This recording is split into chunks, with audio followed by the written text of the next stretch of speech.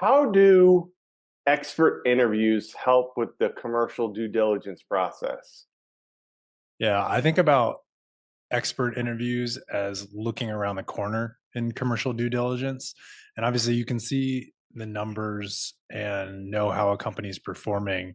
But when you talk to people who are actually using the service and interfacing with the customer service reps, and perhaps they know the founders of the company, or they know a company's story, then they can tell you things about how that company's performing that help you look around the corner and see where that company might be headed in a way that past performance or financial data only doesn't let you know that full story. And so expert interviews kind of round out the understanding of a company's performance, strengths, weaknesses, new opportunities that company might be able to make or pursue after a purchase. And so I think it helps kind of flesh out that full story. What do you think are some critical topics to explore during those expert interviews?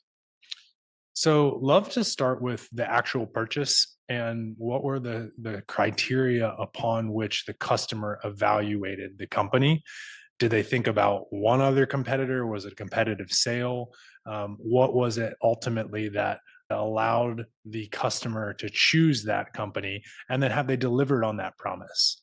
And so, even from starting there and understanding the terms of the sale, you get a sense of what are the claims that a company is making that stand out in the marketplace. Are those claims that endure, that they can win on? Are they in a competitive sales process regularly? Are they single bid and otherwise? And so you understand the market characteristics. So always start with how the original relationship began. And then I think it's really important to understand the service delivery, obviously. So, do they do what they say that they're going to do? And is their actual company function being performed? But then also, what is it like to be a customer of theirs? And is the response that you get quick? Is it same day? Are their staff helpful and friendly? Are there recurring challenges that a customer has maybe asked about that the company hasn't addressed? Or are they really on top of making sure that their customers like have a peak experience? What is that like?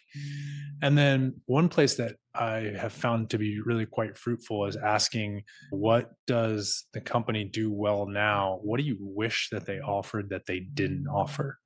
And that's a place where we found some really interesting insights that have actually led to pie expanding analyses around maybe there are additional use cases that are adjacent to the original expected value that a company might be able to pursue because we're hearing this from their customer.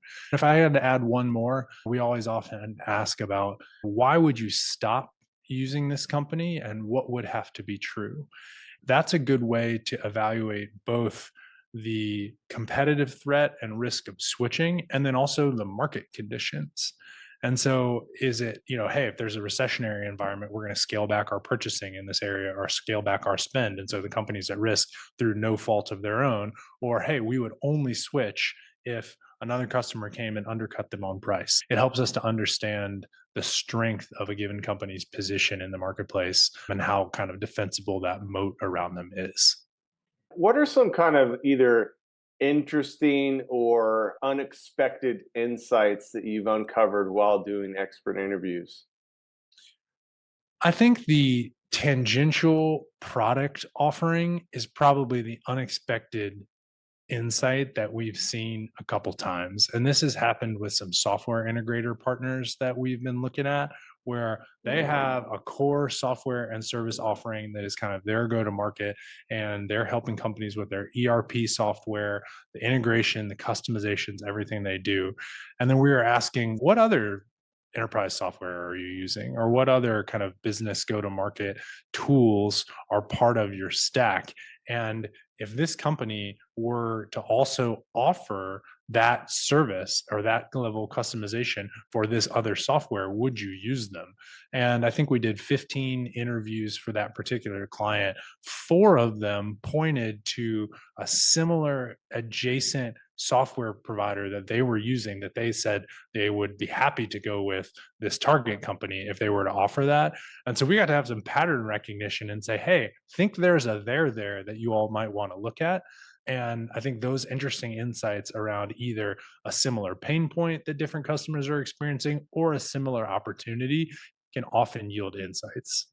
So when you uncover interesting insights like you just talked about, how does that impact the project?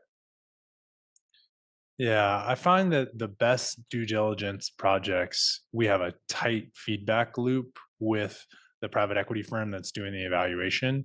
And they're obviously running their models. A lot of times we're providing information that helps them triangulate certain assumptions.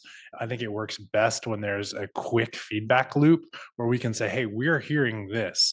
Is that consistent with your thesis or is this net new information? And then they're getting back to us and saying, oh, that's interesting. That's informing this and this and this. And then it leads us to have this further question around go to market strategy, or are other customers feeling that? Or if this were to happen in the economy, how would that change the purchase behavior? And so I think what it allows us to do is kind of drill into unexpected issues and then get to a level of granularity that helps them either fill out their thesis or plug a hole in the thesis, or even ask a different line of questioning that maybe they were before.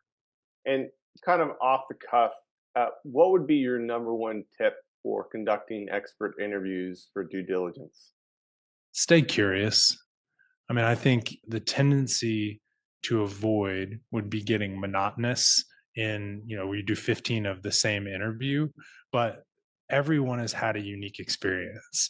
And so trying to be curious and unearth, like, what is it that really you value from this customer relationship? And then how could it be better?